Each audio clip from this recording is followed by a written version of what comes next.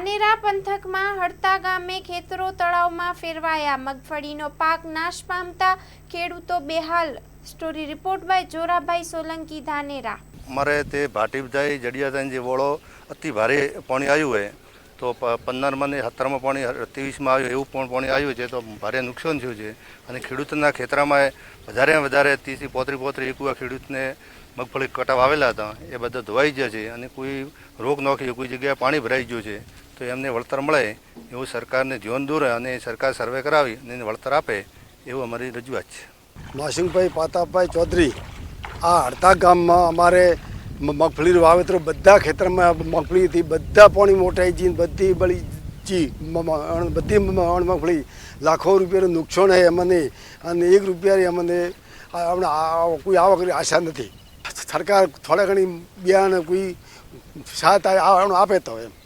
મગફળી સાહેબ લગભગ 1 લાખ થી 1.5 લાખના એક ઉકા ખેતરમાં ખર્ચો કર્યો ને આજ 3 દિવસ ત્યાં પાણીને ભરેલા પડે, મગફળી જાય ઉતરી ને આ બહુ મોટું નુકસાન છે। અને બીજો હવે ચોમાસે કોઈ નવો તો વપરાય નહીં એટલે સરકાર સહાય કરે તો સારું હોય। બીજો રસ્તા બધા બ્લોક પડ્યા, જો ગામમાં દૂધ ભરાવવા જવું હોય તોય તકલીફ છે। ચૌધરી જીવરાજભાઈ રામાભાઈ, ગામ હડતા।